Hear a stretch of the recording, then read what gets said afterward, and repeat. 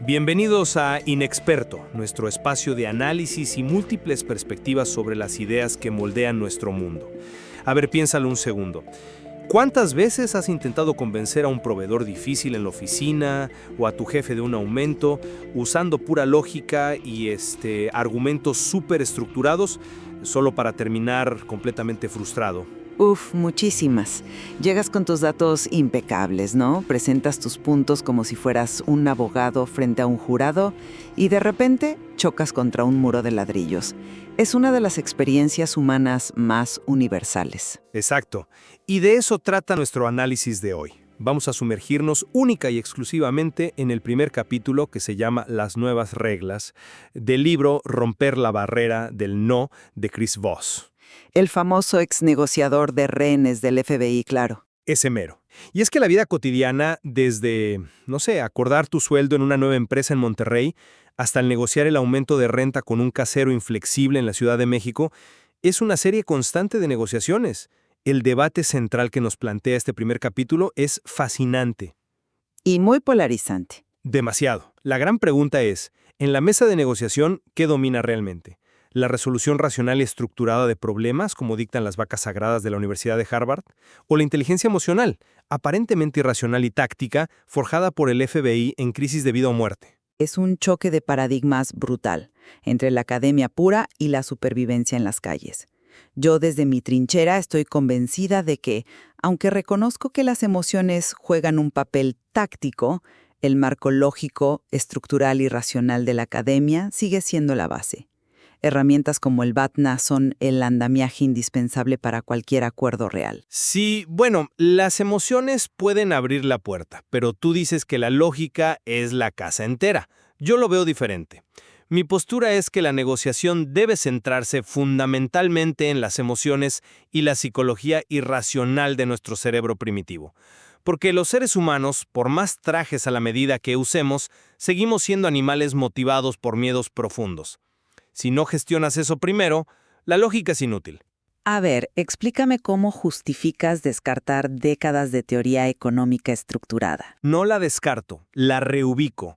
Para entender por qué sostengo que las emociones reinan, tenemos que observar la base científica que Voss rescata de entrada. Seguramente conoces, y nuestra audiencia también, el trabajo del premio Nobel Daniel Kahneman. Claro, el de pensamiento rápido, pensamiento despacio.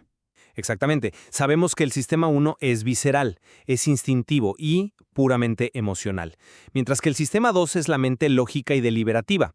El error catastrófico de la escuela académica clásica de los 80s fue diseñar sus estrategias asumiendo que la negociación arranca y se mantiene en el sistema 2. ¿Trataron a las personas como actores puramente económicos? No. Así es, como si siempre buscáramos el beneficio mutuo a través de, fórmulas matemáticas. Y Voss descubrió en el FBI que esto es falso. El sistema 1 siempre conduce al sistema 2. Reaccionamos desde el miedo y la supervivencia, y luego la lógica simplemente entra a justificar esa reacción emocional. Entiendo por qué lo planteas así. Y, el modelo de Kahneman es innegable en su descripción del cerebro, pero yo lo abordo desde otro ángulo en cuanto a su aplicación en la mesa de negociación. Las técnicas que el FBI perfeccionó no son el reemplazo de la teoría racional de Harvard, son complementos tácticos. Complementos. Yo diría que son la base. Espérame, ¿es que no podemos simplemente desechar la brillantez de Roger Fisher y William Ury en su histórico libro Obtenga el sí? Ellos sacaron la negociación de la Edad Media, donde todo era un concurso de gritos, e introdujeron la resolución sistemática de problemas. Introdujeron conceptos que son la gravedad misma de un trato, como el BATNA. La mejor alternativa a un acuerdo negociado. Exacto. Darle a la otra parte la ilusión de control a través de un manejo emocional es un puente brillante, sí, te lo concedo. Pero es solo un mecanismo de entrega. Su único propósito es sortear las defensas iniciales para llegar inevitablemente al intercambio racional de valor. Al final, ambas partes intentan maximizar su beneficio. No estoy nada convencido de esa línea de razonamiento porque asume que el marco lógico siempre está ahí esperando pacientemente bajo la superficie. Y para ilustrar que a veces ese marco lógico colapsa por completo frente a la táctica emocional, miremos la famosa anécdota del libro, La emboscada en Harvard. Esa anécdota es buenísima. Es increíble. Chris Voss visita la oficina de Robert Mnuchin, que no es cualquier académico, sino el mismísimo director del proyecto de negociación de Harvard. De pronto entra Gabriela Bloom, experta en conflictos armados. Encienden una grabadora y le lanzan a Voss un escenario de secuestro hiperrealista. Le dicen, tenemos a su hijo, denos $1 millón o morirá. Un escenario diseñado específicamente para sacarlo de balance, hay que decirlo. Querían obligarlo a usar el sistema lógico de Harvard frente a una demanda inflexible. Exacto. Le exigen una cifra imposible. Si Voss operara bajo el paradigma racional de Harvard, habría intentado separar a la persona del problema, buscar un ganar-ganar o evaluar su BATNA. En cambio, Voss confiesa que su primer instinto fue el pánico. Puro sistema 1. Pero se serena. Se serena, mira al brillante profesor, y en lugar de ofrecer una contraoferta matemática, lanza una sola pregunta calibrada de respuesta abierta. Le dice, ¿cómo se supone que voy a conseguir eso? Y se queda en silencio. Y Mnuchin titubea. Titubea, y termina visiblemente frustrado. Voss lo desarmó. Imagina aterrizar esto en un problema cotidiano. Supongamos que llevas tu coche a un taller mecánico en Guadalajara, y al recogerlo te dicen que la cuenta es del doble por supuestas complicaciones inesperadas. Uf, clásico. Si usas el marco lógico del sistema 2, sacas tu presupuesto inicial, discutes los precios de las refacciones en el mercado y amenazas con ir a la Profeco. Inmediatamente creas un conflicto de trincheras porque atacas el ego del mecánico. Ajá, te pones a pelear. Exacto. Pero si usas el sistema 1, pausas, usas un tono calmado y aplicas la misma técnica de voz. Le dices, entiendo que el trabajo fue más complejo, pero con el presupuesto que acordamos, ¿cómo se supone que voy a pagar el doble sin descapitalizar a mi familia esta semana? Usar pura lógica es como intentar instalar un software avanzadísimo en una computadora que está desconectada de la corriente.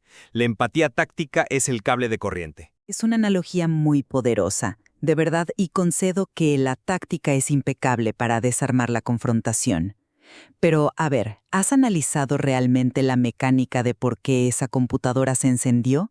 Te invito a observar con lupa por qué Mnuchin se frustró y por qué el mecánico de tu ejemplo retrocede. Porque apelas a su empatía. No, Voss no usó esa pregunta para dar un abrazo emocional. Al preguntar ¿cómo se supone que voy a conseguir eso?, Voss hackeó el cerebro de Mnuchin. No apeló a su miedo, apeló a su logística. Esa pregunta obliga al sistema 1 agresivo del adversario a pausarse, porque le transfiere una inmensa carga cognitiva. ¿Pero lo hace a través de una vía emocional? Lo hace para obligar a Mnuchin a usar su propia corteza prefrontal, su sistema 2, para resolver el problema material de Voss. Le estás dando la vuelta al argumento. Voss operó desde la psicología pura para forzar un procesamiento lógico. Sigo pensando que el motor principal ahí fue desarmar el ego, no invitar a la lógica. Le dio a Mnuchin la ilusión de control, sí, pero las reglas que ahora dominaban la interacción eran las de los límites materiales y la viabilidad racional de la demanda. Es utilitarismo disfrazado. Fíjate, Voss tomó la puerta emocional, pero el cuarto al que entró era el de la resolución de problemas lógicos de Harvard. Entiendo tu punto sobre la carga cognitiva, pero si la resolución de problemas lógicos fuera el destino final que siempre salva el día, entonces la lógica habría funcionado en las peores crisis históricas del FBI antes de que desarrollaran la empatía táctica. Y el texto nos muestra que fue un desastre. ¿Te refieres a la transición operativa de los años 90, supongo? Así es. En los 70s la policía usaba contención y luego fuerza bruta. Eso terminó en tragedias. Entonces, a finales de los 80s, llega el libro Obtenga el sí. El FBI decide adoptar esta brillante estructura de Harvard de buscar el beneficio mutuo. ¿Y cuál fue el resultado? Bueno, hubo fallos muy documentados. Los desastres de Ruby Ridge en el 92 y el asedio en Waco, Texas, en el 93. Fíjate en la mecánica de un secuestro o de alguien atrincherado. Cuando una persona siente que su supervivencia o su identidad está bajo amenaza letal, experimenta lo que en psicología se llama el secuestro de la amígdala. El cerebro reptiliano toma el control. Literalmente bloquea el acceso a la corteza prefrontal. La parte racional se apaga físicamente. Entonces yo te pregunto, ¿cómo construyes un escenario de ganar-ganar con un hombre atrincherado en Waco que se cree el Mesías? Es evidente que no puedes usar el cálculo utilitario con alguien en un estado de psicosis religiosa. Eso te lo firmo. Y ese es mi punto fundamental. Si la premisa del otro es profundamente irracional, todo el andamiaje del sistema 2 se derrumba. Fue sobre las cenizas de Waco que el FBI entendió que ignorar el pozo sin fondo del sistema 1 garantiza la tragedia. La empatía táctica se volvió un imperativo absoluto.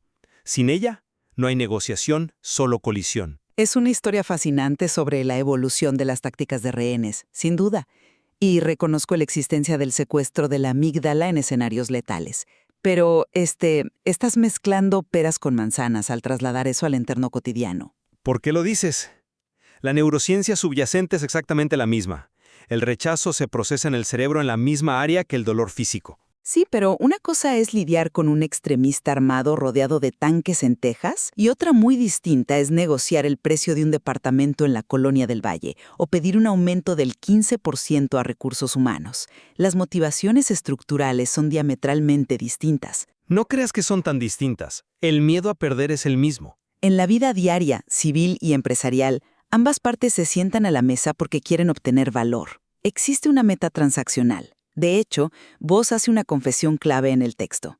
Reconoce que un secuestrador no es en esencia un alienígena incomprensible. En el fondo es, y cito, un hombre de negocios intentando conseguir el mejor precio. Sí, claro. Lo menciona para humanizar la motivación de la exigencia. Y al llamarlo un hombre de negocios, está admitiendo que la gravedad de la transacción está dictada por las reglas del mercado, no solo por los traumas de la infancia del secuestrador. Llevémoslo a un ejemplo de negocios en México a ver. Supongamos que representas a una proveedora de software y estás renegociando un contrato anual con un gran corporativo en Monterrey.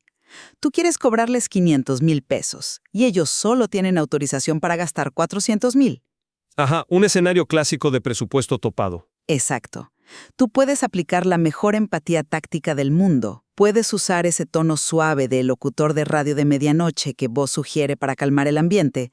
Pero si los cálculos matemáticos dictan que cerrar el trato a 400,000 pesos te lleva a la quiebra operativa, tu badna es la pared sólida contra la que choca la negociación. O sea, salirte del trato. Tu mejor alternativa, que es no firmar y buscar otros clientes, es el piso de concreto sobre el cual bailan las emociones. Sin ese piso, la empatía es solo charlatanería que destruye valor económico. Es súper interesante que uses la palabra bailar porque insinúas que la emoción es un simple adorno, no, como un decorado superficial sobre la verdadera estructura matemática. Y creo que estás subestimando la mecánica de lo que Voss llama empatía táctica. A ver, convénceme de lo contrario. Esto no es usar un tono suave para ser simpático o caer bien. Voss eleva la escucha activa a la categoría de un arte marcial de influencia. Y hay que aclarar esto para la audiencia. Empatía en el vocabulario del FBI no significa simpatía, no significa que estés de acuerdo con los valores o las demandas absurdas de la otra persona. ¿Sino entender su posición? Es la habilidad forense de reconocer la perspectiva del otro y verbalizarla para desactivar sus defensas subconscientes. Es inteligencia emocional con esteroides. Pero, a ver, incluso al llamarlo un arte marcial, estás reconociendo que es una técnica de ataque encubierta. Estás confirmando mi posición. Es una técnica para despejar la neblina. Si tu corporativo en Monterrey insiste rígidamente en los 400,000 pesos, no es porque sea una ley inmutable del universo físico. Muchas veces esa postura inquebrantable está anclada en el ego de un director o en el miedo de un gerente a ser despedido por sobrepasarse del presupuesto. O en un mandato real de finanzas. Sí, pero al usar la escucha táctica para verbalizar esos miedos, por ejemplo, diciéndole, parece que te preocupa profundamente cómo justificarás un aumento ante tu junta directiva, desactivas el instinto de combate, y de repente esa pared sólida matemática se vuelve flexible. La lógica se dobla ante una correcta manipulación del sistema 1. Híjole, lo siento, pero no compro la idea de que la lógica se doble. Más bien estás ilustrando cómo la empatía táctica es simplemente la explotación utilitaria de las fallas de nuestro hardware mental. Cuando Voss sugiere que no podemos tratar a la gente como actores racionales, se apoyan los más de 150 sesgos cognitivos que Kahneman y Tversky documentaron. Que son respuestas irracionales. Hablemos de la mecánica del efecto de encuadre, por ejemplo. Los humanos sufrimos más por perder 100 pesos de lo que nos alegramos por ganar 100 pesos. Es pura aversión a la pérdida. Que es un sesgo puramente emocional. Me estás dando la razón. Sí, es un sesgo emocional. Pero cuando el negociador entrenado entra a la sala, identifica ese sesgo y calibra sus palabras para que la oferta parezca que evita una pérdida en lugar de perseguir una ganancia, ¿Qué está haciendo realmente? ¿Influyendo en su percepción? Está ejecutando una ingeniería utilitaria y calculada. Está oprimiendo botones específicos del sistema 1, desactivando la amígdala que genera la fricción, única y exclusivamente para conseguir un cierre que maximice su propio beneficio. Todo el constructo de voz, desde la empatía hasta la calibración, no es una renuncia a la resolución racional de problemas, es simplemente la evolución metodológica para resolver el problema de manera más astuta. La meta sigue siendo el valor material. Pero la experiencia real nos muestra que si dominas esos botones emocionales, superas a cualquier experto en teoría pura. Recordemos la parte del capítulo donde Voss, años después de la emboscada con Menuhin, regresa a Harvard para un curso avanzado. Se enfrenta en un simulacro a uno de los estudiantes estrella, a quien llama Andy. Ah, sí, el chico de los modelos matemáticos. Andy venía armado con todo el pedigrí académico, modelos matemáticos, teoría de juegos, acrónimos técnicos y el manual completo del negociador racional. Y Voss admite que no intentó superar a Andy en la lógica de su hoja de cálculo. Se apegó a la empatía táctica, a ser un espejo de sus palabras y a las preguntas calibradas. ¿El resultado final? Le sacó todo el dinero. Voss se quedó con cada centavo del presupuesto máximo asignado a Andy. Voss mismo dice que intentar vencer a estos genios con pura lógica habría sido como jugar al tenis con una raqueta de madera contra un Roger Federer equipado con titanio. Pero al cambiar el juego hacia el sistema 1, hizo que la hoja de cálculo de Andy fuera irrelevante. Es una anécdota fantástica. Y la verdad, el estudiante de Harvard pecó de soberbia al asumir que Voss actuaría como un ente puramente computacional. Pero fíjate bien en la mecánica de ese simulacro. Voss ganó todo el presupuesto de Andy. Había un presupuesto preexistente. Claro, era un ejercicio. Había reglas estructurales del mercado. La empatía táctica fue el bisturí que Voss utilizó para extraer el máximo valor posible dentro de un marco de parámetros dictados por el diseño académico del ejercicio. Lo que el proyecto de negociación de Harvard inició a finales de los 70 no fue un fracaso. Fue la creación del chasis automotriz sobre el cual la civilización resuelve disputas sin matarse. Una base sobre la cual construir, digamos. Exacto. Voss llegó y, brillantemente, reemplazó el volante rígido por un sistema de dirección asistida psicológicamente. Ambas realidades son ciertas y coexisten. Evidencias de este primer capítulo. La perspectiva arcaica de la negociación como un choque de puños en la mesa o como una fría transacción manejada por computadoras humanas está absolutamente muerta. Voss nos ilustra de manera contundente que la negociación es, en su núcleo más profundo, un ejercicio de descubrimiento psicológico. Estamos totalmente de acuerdo en eso. Creer que puedes entrar a una sala de juntas o a la cocina de tu casa ignorando las vulnerabilidades, los miedos irracionales y los sesgos ocultos de la persona que tienes enfrente es una garantía de fracaso. Las herramientas psicológicas que expone el FBI son invaluables para desnudar esas barreras invisibles. Son el primer paso obligado. Así es. Mi postura, a modo de conclusión, es que no debemos embriagarnos pensando que la emoción lo es todo. Esas tácticas operan sobre los cimientos irrenunciables de la economía y la resolución estructural de problemas. El BATNA, el valor de mercado y la viabilidad logística siguen siendo el esqueleto del trato. La empatía táctica es simplemente la musculatura que lo mueve. Y mi conclusión, manteniéndome del lado del enfoque de Voss, es que subestimar el inmenso poder del miedo y la irracionalidad humana es el mayor punto ciego que podemos tener. Puedes tener el esqueleto estructural más perfecto y lógico del mundo corporativo, pero si la puerta de la amígdala del otro está bloqueada por la desconfianza o la hostilidad, ese esqueleto no dará un solo paso. La empatía táctica no es solo un puente, es la única llave real que existe. Sin duda es un balance delicado y súper contraintuitivo. Y bueno, este primer capítulo apenas abre la puerta. El libro promete adentrarse en herramientas mecánicas fascinantes más adelante, como los misteriosos cisnes negros. Esos fragmentos de información oculta que cambian toda la dinámica de poder en la mesa. Así es, hay todo un arsenal por explorar en las páginas siguientes. Pero por ahora, queremos dejarle esta reflexión a nuestra audiencia.